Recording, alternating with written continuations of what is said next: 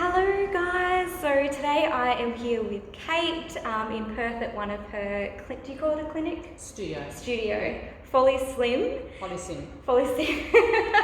Which she just told me that and I still got it wrong. So tell us where that name came from. Well, Folly Slim stands for follicular simulation because that's what we do, we simulate follicles. Which makes so much sense. So tell us a bit about your backstory, like how did this all come about? How did it come about? Okay. Well, we were working in my family's hair transplant clinic just up the road here, and I was a trichologist for them, doing consultations for them, and my husband Michael was helping run the business. And they decided they wanted to train some of their techs in SMP to cover scars from hair transplants. Yeah. So they were going to bring over a trainer, and we were talking about it, and I said, oh, that sounds like fun, I wouldn't mind having a go. And so I was trained as well, and it just grew from there. So then I flew to New York and trained with Matt Willie over at Scout Marker USA, and it's just grown from there, and it's taken over our other business. So. Yeah. So you don't miss hairdressing? Oh, no, not at all. No, that's where I started, yeah. Before I did trichology, no, not at all. No. 25 years of hairdressing. More than enough. Yes. So how many places do you have around Australia? Okay, well we have 3 studios, so we have Perth, Melbourne and Sydney. Yeah, and some of them are run by family, like they're all yours, but... They're all ours, we own the company. Our 2 elders help run the Melbourne and Sydney studios, and Kelly, the middle one, she's actually one of our artists in Melbourne. And yeah, we did have a bit of a discussion before that sometimes it's good and sometimes it's a bit challenging, which I think it's every family business has those challenges though, doesn't it? Yeah, absolutely. And we worked with my family business for years, so we get the challenges. Yeah. You knew what it was about. So in regards to business, like your dad ran a few businesses as well. So do you feel like you picked up a lot from that? Yeah, we definitely did. Yeah. So he always talked about business when I was growing up. It was daily conversation in our household, and then we had the opportunity to work with them for quite a few years up in their hair transplant clinic, and so we learnt a lot of things how to do and what not to do as well. My father was a Eastern European Jewish man, so pretty old school, way of doing things, but we learned what you can do, what you can't do, sort of thing. So it's really good. That would have made it really helpful though to get into running your own business and absolutely was. Learning. Yeah. I mean, we had a business in Melbourne, but having that mentorship from him was fantastic. Bit of extra help. Yeah, absolutely. So it's a trichologist, isn't it? When you're qualified. So how long does it take to do that, to become a trichologist? Well, I did with the International Association of Trichology, and it's a 2-year online course. Oh, okay, yeah. However, I got a lot of credits because years of hairdressing, plus I studied nutritional medicine. Okay. So all my anatomy and physiology, biochemistry, things like that, I'd already done all that. So I think it took me 5 months to finish. Oh, that wasn't so it's nice and quick, yeah. Well, you'd already done a lot of study. Yeah. So how do you find that just helps so much, like intertwining all of that together, just gave you that extra bit of knowledge to being able to do this? Oh, yes, absolutely. Because I've got, with my experience, the years of hairdressing is the artistic side. Mm-hmm. So like hairlines, I know what hairlines should look like. And then with the trichology, I know the different types of hair loss, scalp conditions, your anatomy and physiology of skin and things like that. So whereas a lot of artists aren't taught a lot of that sort of stuff.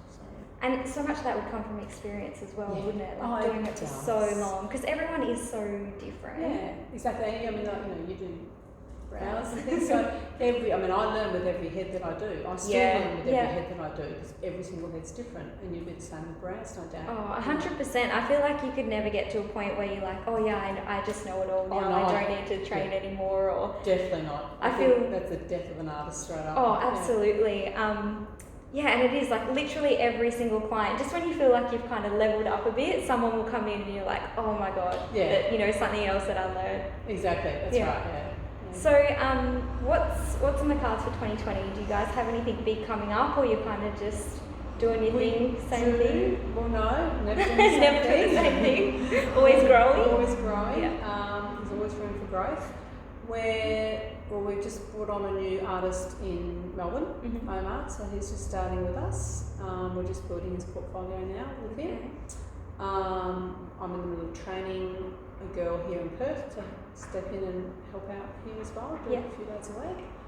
And then we have quite a few conferences coming up. So we've got the big Meeting of Minds conference in Edinburgh in May that I'm doing. Conference that you're going to or you're running? No, I don't run them. Yeah. I don't know, organise that. We're going to that. All the team flying over for that. Yeah. And I'm doing a presentation there on hair loss and That's skin, cool. which will be great. And then first we go to Birmingham with Brownwood Clinic in Solihull. I'm doing a 2-day S&P skill school. So I'm one of the artists doing that. There's 6 of us. Then up to Edinburgh for the conference. So there's that conference, and then I've got the Trichologist conference in Sydney that I'm doing a presentation at, and then the other one in November, the PCC one. That is full on. Yeah, no wonder why you need someone else here. Yeah, that's why. That is crazy. Do you like the travel? Love the travel, yeah. And you get to network with so many amazing people. Oh, absolutely. And I've met some, we've met some amazing people through this industry. It's been a real, a new direction in career. Yeah. It's been great. Do you ever do trainings while you're over there, like overseas or anything like that? Do I take them or do you attend them? Both? I do whatever I can do. Yeah. So last year I did a demonstration presentation at Olympia Beauty. I try to attend anything that I can to learn because and there's plenty of artists out there that I want to go spend a few days with just watching over their shoulder. So it's pretty amazing. Hey, I think that means that you've still got the passion for it. Oh yeah. If you want to keep learning and get really excited about it. Yeah, absolutely. You're in the right spot. Exactly. So is it mainly men or women that are coming to you for hair loss? I would say probably about 85% men, 15% women. Around that, so 80% men, 20% women, around there. So yeah. Is that because men do have hair loss more often than women, or women don't quite know what's out there, or it's not suited to them as much, or? A lot of women's hair loss is actually self-correcting, and with the right treatment can be corrected. Okay. So they actually don't need this process. Yeah. Having said that, there's plenty of conditions that do need it as well. So women's hair loss is a little more complicated than men's hair loss. Yeah. Men's hair loss tends to be 98% of the time marked out boards. As women, there's some other factors going on there. That's so true. Hormones, diet. Diet is a huge one, and stress. So how do you determine what it is? Like what's causing their hair loss? So many things. Well, I go through a full medical with them. Yeah. They have to have certain blood tests for me to check. I'll do a proper consult which takes about an hour where we go through their diet, their lifestyle, everything like that. And from there, then I take microscopic photos of their follicles. So that I can then assess if what the follicles are doing. Yeah. So it's a case of deduction, really. You sort of, and also how the hair presents. Yeah. And how the person presents too. That's why we have to do contact consults. We can't do over the phone consults. You have to see them. We have to see them. Yeah. So much involved that you don't think about. You see the pictures on your like I saw them online. I'm like, oh, that's so amazing. I'd love to do that. And now talking to you, I'm like, sounds really difficult. It's not so much difficult for the S&P, it's just so many, but first, I like to make sure I know what's causing the hair loss first. Yeah. Because then this might not be a suitable treatment for them. They might not need it. So why put them through the process if they don't need it? Yeah. But then there's certain types of hair loss that you're really careful of doing S&P into. So it's not really a suitable treatment. So you've got to know what those are. What you're actually working with. Yeah. So how long does it take to do the treatment? Well, it depends on the size of the area. Yeah. So it's done on average over 3 sessions. So we do, first session is usually a scattered light coverage. I allow 2 weeks for healing and let the body do what it's going to do with the pigment. Some people do a second session after 7 days. Personally, I like a little bit longer. About 10 days, 14 days in between. Just to be safe. Well, just to see what the immune system's going to do. So, particularly when you're dealing with sun damaged skins and things like that, you just don't know how it's going to hold on the skin. Yeah. And then we do a second session. That's where we add a lot more density to it. We might change pigment shade, size of needles, things like that. And the third session is usually a perfection session. So we just, perfect the hairline or, things like that. Sometimes there is a fourth session. I mean, because our approach to SMP is we're very cautious, so conservative is better. You know what I mean? Like, too much in too quickly, you're going to oversaturate that scalp and you're going to end up with a black blob on the head, which we don't do that. So. Which I think in any like cosmetic treatments that should probably be, you know, less is best anyway. Exactly. It's always easy to add, it's so much harder to take away. Exactly. And you don't want to put people through that if it's not really necessary. No, that's right, exactly. So that's why we take that approach. I'd rather do a fourth session than too much too soon. Yeah. Absolutely. So what size needles do you use? Like say if you were doing like a man's full head, do you use different size needles or it's the same kind of needle? Or? I always use a 3-round liner. So some artists will use single needles, but I personally don't like them. Yeah. I use a 3-round liner, and then we use the Bishop S&P needles. So they range from 0.17 mil up to 0.25 off the top of my head. Yeah. Oh no, the 10s are bigger than that, 0.3. So they've got 4 different sizes, so you can really sort of pick and choose where you need finer needles and things like that. Do you feel like the 3-round is just a lot softer, looks a bit more natural, or you're just comfortable working with that, or? I find the single needles actually draw too much blood. Okay. Yeah, and because it's just a single, it doesn't hold the pigment as well. It doesn't impart the pigment as well because we don't use cosmetic tattoo pigment. Ours is a lot more liquid. Yeah. So it's very fluid. So the 3-round liners actually hold the pigment and actually impart it a lot better. Yeah, so the pigment that you use, it's more like body tattoo pigment, or it's still different again? It's different again. So what we use is carbon. Yeah. So I use a product called Alivio, which is made by Brown Clinic. So it's basically black carbon, and then we dilute it down with distilled water to get different shades. Oh, okay. So that's why we don't have warm colours or cool undertones. So we don't get like, with eyebrows. My eyebrows, for example, underneath makeup, it's currently a little salmon looking. So we don't get those sort of undertones because there is no underlying pigment in it. Right. It's just black. Having said that, it still has a cool look because, when heads are shaved, even normal follicles, even redheads look quite cool. Yeah, so, I'm a natural redhead. Oh, yeah? See, it's all coming through. And you just had it toned last week, it's still really red. Redheads are great. Redheads. I think I just want to dye it. Well, your hair's normally quite red, in your photo it's red. It's like orange. Yeah, it changes regularly, So I colour my hair all the time, so. I was looking at it and I was like, I should just embrace the fact that I have natural red hair and just dye it orange, honestly. Yeah, red is awesome. I'm so overtoning it. Yeah. The little things. So what would you say to people that are really interested in this and that are wanting to do it? To learn how to do it? To learn how to do it. Because you're training now one-on-one. I do. We're just sort of, we're cutting back on the training a little bit. We'll just be probably running master classes for people that are already trained. Yeah. Simply because I only do one-on-one for people that are just learning, and it really does sort of, I find it makes up my schedule too much, basically. At the end of the day, I hate to say it, but I don't. Takes up too much time. Yeah, I have, because at the moment we have waiting lists that are ridiculously long that we can't service our clients, and that is our my passion is servicing clients, not so much teaching it, you know what I mean? So, so we're probably going to do more group master classes down the track. So if people want to learn, there are some great trainers around,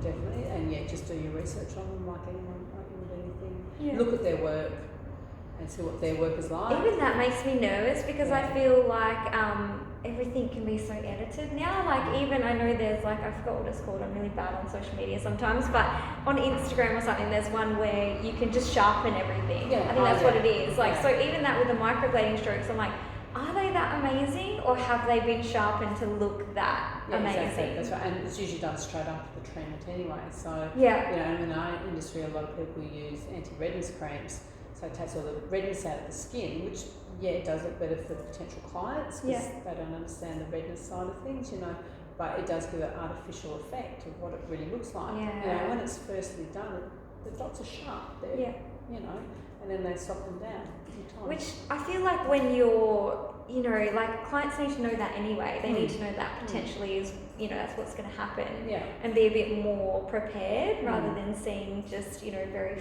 filtered.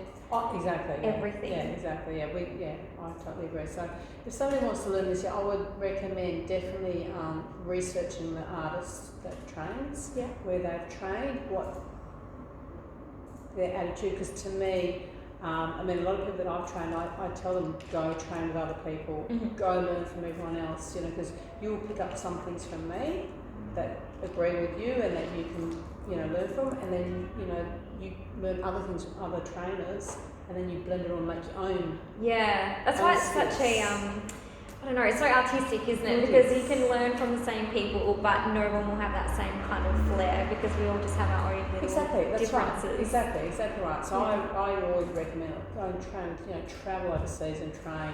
Definitely, that's where it is. Some fantastic trainers overseas, definitely. Yeah. There's some good ones, great ones in Australia as well. But I know quite a few are now backing up the training. Yeah, okay. You know, 'cause they're just so busy here. So, like, if you were to do a beginner's course, how long does that take? We were running ours for 5 days. So 5 days, so one-on-one 5 days. So there'd be a day of shadowing, a day of watching.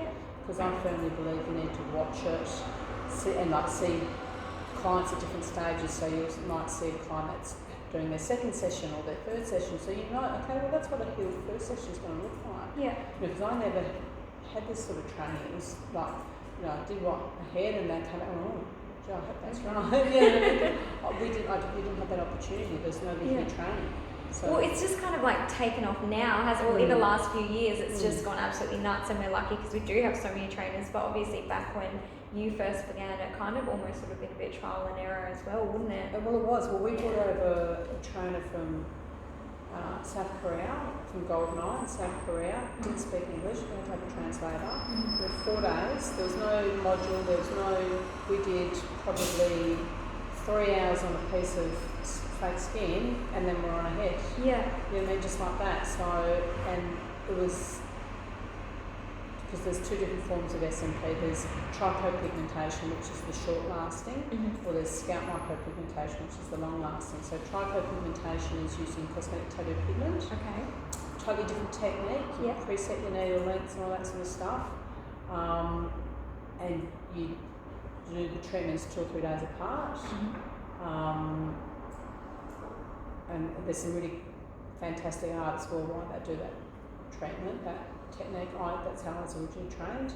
Didn't like the results at all. Okay. I was seeing results coming out of New York from Scalp Micro Use, and I'd be like, what does a mind look like that? What's going on here?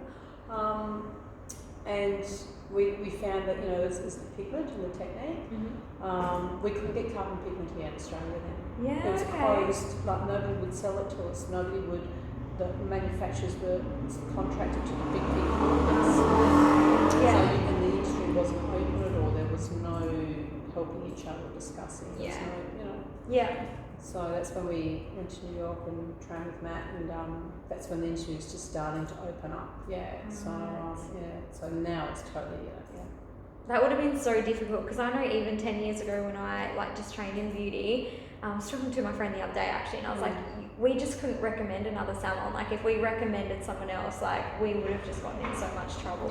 Where like now I feel like, you know, you can do that. You can be like, oh no, we don't do this or we don't do that or whatever, like go here or go there. Or, where it wasn't so open even then. No, I think it's a bit more supportive. I think so. I'd like to think it is. I mean, we've got great relationships with other companies around the country, and like, you know, if we had somebody ring us from, you know, say Adelaide, we'd be like, no, I see Caitlin in Adelaide, she's great, you know what I mean? So at SMP Australia, I see her, you know, and she does the same for us, and you know, things like that. So we're very supportive of each other, even though she's got a clinic in Melbourne and in Sydney too, so we're competing in those marketplace, but it's okay. I mean, I message artists from all over the world going, I'm having trouble with this, what do you reckon? You know, everyone helps each other out, so that's really good. And I think it does come back, like there's always a time, no matter who you are or how big you are, where there is a time where you need some help or need advice or like even need someone to just talk to or vent to or whatever it is. And I think it definitely all comes back around. Oh, absolutely does. Yeah, exactly. Yeah. Us who've been around longer, like we started out, we didn't know anything. Yeah. We were there, I say, like, you show me an artist that's never done a blowout. You show me one. Yeah. I guarantee you, there's no artist out there that's never had a blowout on the head. Absolutely. We've all done it. On everything, I think. On everything, exactly. Yeah. We all learn. We all made mistakes. We learn from our mistakes. The difference is we persevered. Yes. Right, because I'm the sort of person I'm like, they can do it, I can do it. So show me how to do it. I like that. Well, that's how my attitude's always been about everything. Yeah. Somebody else can learn that. I can learn that. So we just persevered until we, got it right. Yeah, and every day it's you never rest on your laurels. To me, every client is treated the same. It's the same, because loss is a very emotional. Oh, it would be so heartbreaking. Oh, it is. Yeah. It absolutely is. So, and every single head is treated like, I'm trying to become mundane with it and bored with it. Robotic with it. Because I think you can a lot, hey, even a lot of industries where you're servicing people, when you're doing it all the time, you can just get very oh yeah, just kind of, another one, come on in, rather than actually kind of connecting and being okay, this is another person, this is their journey, we have to remember that. Exactly, that's exactly right. Yeah, and that's where we're very conscious of slowing all our artists down, so that we don't, I can work at a really fast, hectic pace and do 3-4 hits in a day, but I'd rather not. Yeah. Because then I'm rushing. Yeah. And I become that robotic, quick, get another one and get, it doesn't serve me well and it doesn't serve the client well. And then I think when you're stressed and you're under that pressure, people know that. You walk into a room and you just feel straight away that okay, yeah, exactly, that's right. That's why we learn from hairdressers. Hairdressers like that. Oh my god, hairdressing's so like that, isn't it? Yeah, it's really like that. So we're very consciously aware of that, and I think that's one thing that Michael and I bring to this industry in particular is customer service. Yeah. Customer service is everything. And it is so important, the same thing with any cosmetic, even tinting, henna, facials, it's all the same. They're people that are coming in and they have stories and they have, you've got to kind of work with that, and everyone's different. Yeah, exactly, that's right. So so we're very aware of that. Yeah. And I think that sort of sets us a little bit different sometimes from other places, I think so. I hope it does. I think it does. Yeah, it definitely would. I mean, it's shown, you've obviously been able to grow so much because of it. Yeah. Well, in all honesty, we're all very hard workers and we're all obsessed with what we do. But we're also right time, right place. Yeah. Right place, right time. Sort of thing. We were in and getting a good foothold within the industry when it's kind of boomed in Australia, and right time, right place. And it's so true because you've already got that experience and that history before it was a massive thing that people were kind of really... Exactly. And now you're kind of already at this level that's, exactly. so much further along. It is, but then you've got to try to maintain that. Yeah. And that's very true. Yeah. That's a it hard never part. ends. It never ends. And there's always the tall poppy syndrome. Yeah. But we go back to basics every single day. I reset my head, every single day. It's about that client that's in my chair. It doesn't matter what's happening worldwide in the industry and who's winning awards and who's not and all that sort of stuff. That's another part of it. But every single day it's that client that's in the chair. That's all that matters. So I definitely think that's the most important thing. Absolutely. Well, that's why we do it. And I feel that's why, eventually you get the awards and the recognition because, it's that every single client that builds up, that ends up. Exactly. Yeah, that's right. And that's why, but we just, when you sort of get a little bit too distracted with social media world, fortune over. Or all Facebook stuff and Instagram stuff, It can easily take over sometimes. It can easily take over, exactly, and then we just go straight back to the client. Yeah. That's all I sort of go, That's really good though, because it sounds like that's what keeps you grounded. Well, it does, and it helps to keep you grounded, definitely, but that's also the whole reason you're doing it. I mean, why else am I doing this? Very true. So, the travel's nice and, I love teaching people and sharing knowledge, but that's why I do it. Essentially. So how do you deal with the emotional side of all the stories and stuff like that? I suppose that's where hairdressing's been really beneficial because having been a hairdresser, you hear all that too. I can relate to an awful lot of it. Yeah. I've had no hair myself, so I was Oh, totally really? bald for about 6 months. Yeah. So Okay. I can totally relate to not having hair. Yeah. How come? What happened? Oh, it's through chemotherapy for breast cancer. So yeah, so that's why. So I knew I was going to go back. So it wasn't the end of the world for me. I found it quite humorous actually, but you know, I do understand. I remember, you know, when it started to grow back, I remember thinking, oh, thank God it's growing back. I'm not over this, no hair business. You know, so I remember thinking, you know, I imagine poor guys and women that know they're never going to have hair again. Yeah. So, you know, I can really relate to that feeling. So it gets really emotional. There's sometimes tears shed from both the client and myself. Yeah. Yeah, I had a guy the other day, he had massive scars from having brain surgery when he was younger. Yeah. And now he's starting to lose his hair from pattern baldness, so his only option was to shave it. Yeah. But he's got these massive scars. So after the second session, like we redid his hairline, covered all the, you know, camouflage all the scars up. Yeah. And he got off the chair, and I gave him a look at the back, and he just, the tears welled up. And I'm like, no, you start crying, you're making me cry. You know, so that sort of thing's just amazing, and that's why you do it. I think when you get those reactions, that's when like you could have the most shittiest day in the universe, and then you get that, and you're like, oh, that's right. Yeah, like, exactly. Any bad client I've ever had, I've just forgotten about it. Yeah, exactly. That's right. Yeah, so, but that you do. I mean, you just listen to their story. Yeah. And you know, empathise like you would. You know, and most, you know, you understand what they're going through, mainly. You know, male pattern baldness and stuff like that. But yeah, it's I didn't realise how much of a big thing it was. Like, I remember having a friend, and like he had started to go bald and stuff, and I was like, just shave it. Like, does it really matter? Because I'm just like, aren't lots of men bald? Like, I generally didn't think it was a thing for men. I thought like, and he was just like mortified. He was like, no, I'm like terrified of losing my hair, and I was like, I literally had no idea. Like, I just thought, you're a dude, you can shave it, it's fine. But no, it's a massive thing. It is a huge thing for them. I mean, not all of them. Some guys, they don't care. But we have plenty of guys that come in and they're like, look, it doesn't really worry me, but I just got to get this done anyway. Like, wasn't it fine? Give it a go. But just to have that shadowing back of a hairline. But it looks really cool. Like, it just gives them like that clean, slick cut. Yeah, like, exactly. Every time I see it, I'm like, that is amazing. Yeah, it was awesome. Yeah. I think it's a fantastic trend. I mean, having consulted men for hair transplants for years, and like going through their options of treatments. You know, not everyone's suitable for a transplant nor can afford a transplant because they're very expensive. Yeah. But you got medication or daily lotions or laser therapy. You know, medication has side effects. You know, and all these sort of things, and then after a while they wear off anyway. They don't work that well. So eventually the hair loss is going to catch up to them. You know, it happens. Yeah. So this is just like such an awesome alternative for them. Sounds so much better. It is, as long as, I mean, they just got to understand they can't grow their hair out again. You know, they have to keep it shaved. They've got to commit to that shaved look. Yeah. You know, so if they really want to have hair, because that is their thing, which is fine, then their only option is transplants or medication. You know, so. Well, that seems so full on. It is pretty much surgery. Yeah. So, why didn't you get into cosmetic tattooing? Like, I did learn eyebrows. Yeah. Microblading or machine or microblading and machine both. And like I am obsessed with really good eyebrows. I feel, for me anyway, I needed to focus on one skill. Yeah.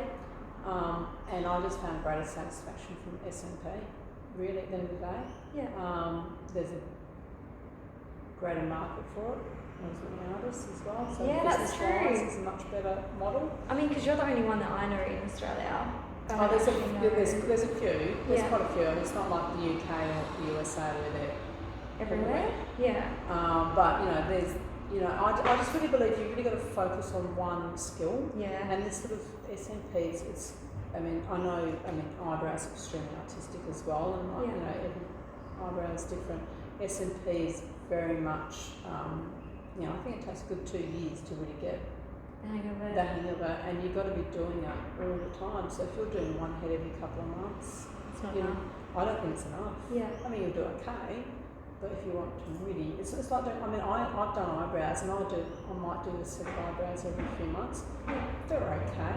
Yeah. Like, I actually now say to clients, I think you should go see this person. I don't think I'm that good at it. You know, they're okay, they're passable, but they're not great. You know what I mean? So Yeah. I focus on the neck, but to me is all.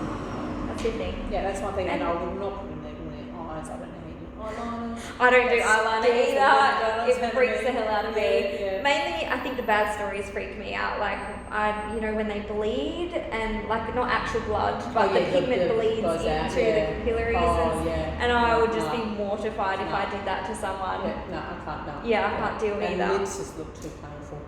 I've heard that they're really painful, but I really want mine done. But I'm just like, I would like to too, yeah, but no. Yeah, maybe one day. Yeah, so that's why I haven't ventured.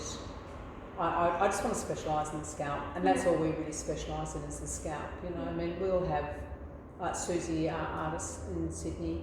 She would love to do areolas, for example, and that's something that she might do down the track as well. She might introduce that, and that's fine. But at this stage, we're just scalp is on the It's hard because I feel like you can do everything. Like I know there's even beginner training sessions, and you can do like lips and eyeliner and brows and stuff. But I still feel like you're just 100,000,000% better when you just specialise in that one thing. Like the people that I follow, and they're like, I just do lips, I just do liner. You're just like, I can tell. Yeah, it's right. amazing. Yeah, exactly. It's because that's all they do. Yeah. So you just get better and better and better each time you do it. You know what I mean? So that's what and you're not doing them enough to get that skill set down pat. Yeah. And then you just get known for being that person that just does this and just does that. That's right. And I mean, personally, if I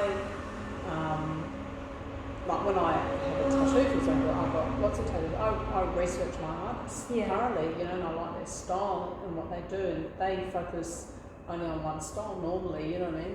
Like, with my sons, I go to, they'll only do like traditional style, something like that. So that's the style I like. So you know what I mean? Yeah. So it's the same theory, really. Yeah. I do love that. I do follow a lady because I'm like, I wouldn't mind another tattoo, and she does like just fine line art, and I'm just like, that's incredible. Perth? I found her on Instagram, but I can't remember her name. But yeah, she is in Perth. Subiaco. I can't remember. Yeah, but I just remember stalking her for ages, Yeah. and I'm just like, should I? I think that's the lady that I took our daughter to for her first tattoo. Was amazing. Yeah, she's good. Very good. I'm gonna have to double check see if it's the same lady. I think it's called Fine Lines. Is it? Tattoos, I think I'd remember that. So what about, do you have any advice or anything like that for anyone thinking about getting into the industry, or would you recommend that they work under someone else for a while and build up their skills? I don't know if many people are doing that. Yeah. That sort of working. I mean, we currently are with Tara, but we haven't done that before. This is a new experience for us as well. Look, if you can, I mean, I would go overseas and train overseas. Yeah. I mean, there's great trainers in Australia, don't get me wrong, but be aware that there are two types of SMP. Yeah. A lot of cosmetic tattoo academies do the trichopigmentation, which I think personally is a lot harder than the actual what we do, the SMP, the permanent version. Because we're not really offering much training ourselves at this stage. At the moment, we're just trying to focus on clients. But definitely, if you can go overseas, there's some amazing trainers overseas. There's Bramwell Clinic, there's Scalp Micro USA. I mean, there's some fantastic ones, Scalp Co, all sorts. But that would where we are at start, definitely. I'm going to have to jump on and follow all of them too. Oh, yeah, just if I'm not already. Hashtag SMP, who comes up. Too much comes up, I reckon. I just get lost on there. Yeah, it's like brows. I've got so many brows. I know, right? Yeah. But it's good, I guess. Like, at least there's heaps of options and stuff out there. Oh, there is, exactly. And like practice. I mean, Tara, who's in here training at the moment, she does a melon head every day. Yeah. Like we learn on melons. She does a melon head every single day, and then she gets the paper out. She learns on paper, and you know what I mean? Yeah. Like drawing hairlines and all these sort of things. So I think that's the biggest thing with all of them, though, isn't it? Like I see a lot of people and they do like training after training after training after training, and that's amazing. But if you're not doing the practice in between, you really, are you just collecting certificates, or are you getting better because you're actually, practicing those skills? And also, I mean, I find, there's a few artists around the world that I know very well, and they've done exactly that. They've done every course under the sun. Yeah. But they don't do many clients, because they're too scared to. And I'm like, no, you've got to just get on that head and do it. You have just to. have to do it. It's the only way you're going to learn is get on the head and do it. Like, when I was training, like I'd have first day they shadow, second day big theory, third day they're on head. Yeah. You know what I mean? Supervised. You do have to. Supervised, yeah. In the theory day we do a bit of practical on melons and stuff like that as well. But get on ahead straight away, and you get models in all the time. Like we're building, helping Omar build his portfolio at the moment. So we're advertising for models for him because the only way he's going to get better is by doing it on ahead. And I think that's a huge thing as well, not to be trained and feel like you have to be as expensive as everybody else. Like actually, trying to get that experience is so much more important when you're learning. You don't want to get 5 years down the track. People expect you to be kind of more of an expert by then, and you're still kind of not in that That's space. Right, exactly, yeah. So, because a lot of people, when they learn, like I've trained quite a few people, and they've still had to keep their full-time jobs and do this on the weekends to build up, until eventually they can quit their full-time job and do this full-time. Yeah, it does. It takes a couple of years to do that. Yeah. Like any business, it takes a couple of years to get on your feet. Yeah, so don't expect you're going to do a training course and be out there, big business and like that. It takes a while to build it up, so. I think, I did read a blog and I can't remember who wrote it, but it was something like cosmetic tattooing is a career, not a course. Yeah. I was like, oh my God, that is so good, because the amount of people that, do just go and do a course and then they're like, yeah, cool, I'm good, I can just, start from home or open my own business or whatever and I'm good to go. Yeah. But they don't realise kind of what's actually involved in kind of doing it and reaching that next level. I think they look at it as lucrative, very lucrative, and it kind of, people get sucked in because they think, oh, well, I'll just do one course and then I'll earn all this money, and it's not necessarily the way that it works. Exactly. Well, when I was training, I was doing training one-on-one once every 6 weeks. Yeah. We'd do a course. And people would, ring up and ask about being trained or email us and stuff like that. We'd set a time for me to call them. Yeah. I'd actually interview them. And depending on what they asked me is whether I'd take them on or not. Yeah. So, which I know sounds really snobby in a way, but this is like, I've had some people ring up and say, so how much am I going to earn? And I'm like, not you. I think that's really amazing though, because I feel like a lot of people would just be like, oh yeah, no worries, I'll train you, because it's like a couple of $1,000s in my pocket or whatever you charge. Exactly.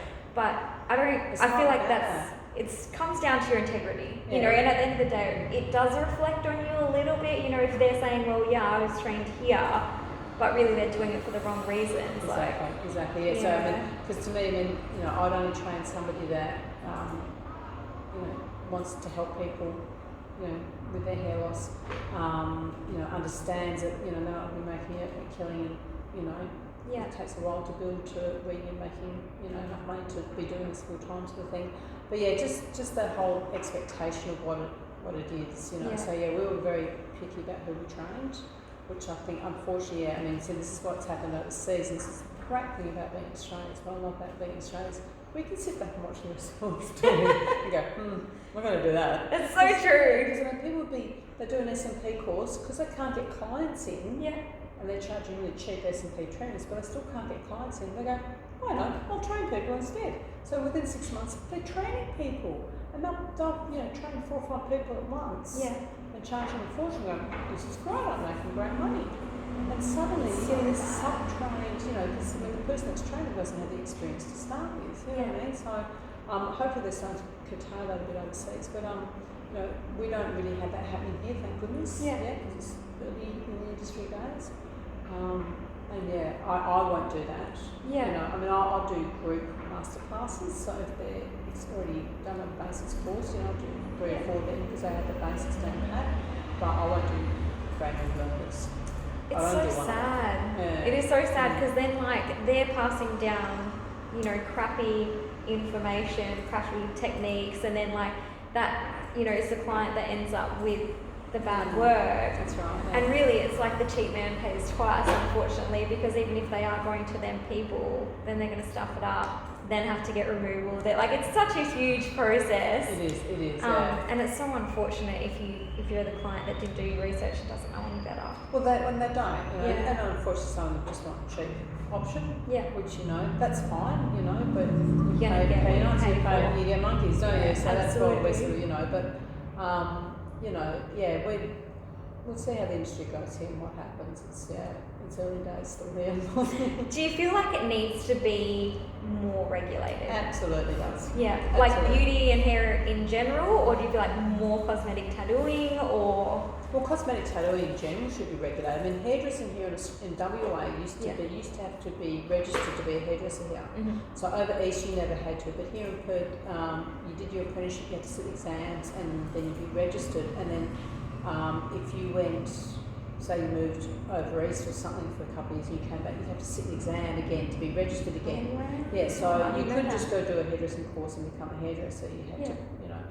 But as with cosmetic tattooing, I mean, and SMP, I mean, anyone can come and go and do there's some people that are offering 3-day courses as an SMP, and then you can go open up a business.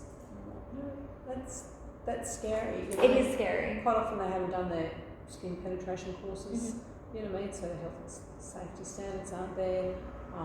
You know, they don't have the skill set, you know, and they mean well probably. They probably are doing it for the right reasons, but they just haven't, you know. I think there needs to be regulation of training. Who does the training? How many days it is? What's involved in it? You know, what the talk. I agree, because I feel like, you know, anyone and everyone can just do it, like you said, and it ends up being the clients that suffer, unfortunately. And some of these girls getting training, they might not necessarily know that it's actually not that good.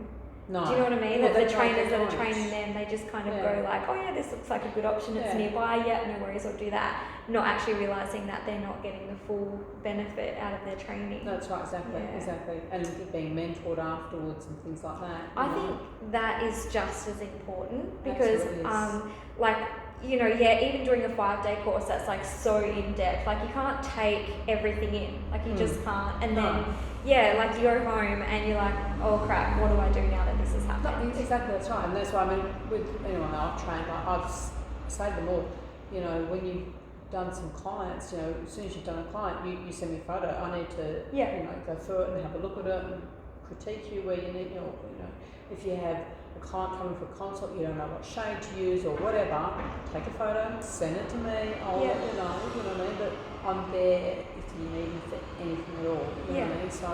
And there will always come a time, always. There will always come a time, exactly, so I never had any of that, we were like, just like, photo. See what happens in a couple of days. That's what I was saying, like, you know, when I did the training, you know, we did like one session, and when they came back in, I'm like, I don't know if that's meant to look like that, because I'd never seen a healed first session before, you know what I mean? So we had no idea. So I think the mentoring really helps. I won't run somebody's business for them. That's it, you know, I mean. That's a whole nother part of it. That's a whole other part, and I always say go do business courses. We've done business courses as well. There's plenty of free ones that we can provide for people. If not, go take and do a proper one, but I mean, like, you know, if you're going to have a business, you need to know what to do. And I think that's a whole nother area as well, where people go, I'm going to be trained, I'm going to start a business, it's going to be great, not actually realising like what is involved in business. It's actually really hard, and there's so many, you don't just get to sit in here and tattoo people, you have so much to run. Exactly. Well, it's two of us that, you know, even when we just had this studio, before we opened up Melbourne and Sydney, it's just Michael and I. He does all that, his side, he does all the admin, you know, looks up the websites, you know, social, everything else. All I have to do is the consult, and then he does the consults for the time. But as he says, he gets the client in front of me, and I do the work. You know what I mean? So if I had to do his side of the business as well, I wouldn't stay crazy. And it must be so much easier for you to be like, right, this is where my focus is, this is what I'm skilled at, this is, you know, we're going to grow the business this way, rather than you having to run around in circles all day. Exactly, and that's why I say to people, make sure you get really good people around you, so delegate what you can, employ people to do things that you can, whatever you can afford, you know what I mean? There's plenty of systems out there that are helpful, and apps and stuff like that as well. But make sure you get good people around you that can help support you and do things for you. I mean, we were just very fortunate. We're already in business together. You know, so we sort of, you know, work well. Had a bit to work with. We're just lucky. Just Lots of hard work as well. But always hard work. Yeah. So yeah, I think that's about good for now. Do you have anything else that you want to share with us? Anything? Think we should know? I mean, like, you know, if you want to learn S&P, learn it, embrace it, do it, love it. If you need to be obsessive. You need to have an obsessive personality and perfectionist, but sometimes that's good and bad, isn't it? Sometimes good and bad. You need to learn to step back to and say that's enough. Which can be so hard, so hard. Yeah, I'm like, one more dot. Yeah. One more dot. One more dot. I've got to stop. But yeah, if you don't like doing it, don't do it. Yeah. Don't do it. I think even if you're doing it, you get to a point where you've kind of had enough, you need a break. You need a break. You do start to do shit work even if you're really well qualified, don't you? Absolutely. Anyone can do shit work. Yeah. Even the best in the world can do shit work. Yeah. You know, if they're tired, you know, no, definitely. Absolutely. Break, yeah. Well, thank you. No, Thanks for coming on. That's right. Pretty amazing. I've learned heaps. I knew not much about this at all. Yeah. It's been good. That's much better. Well, thanks guys for joining us. No, thank you.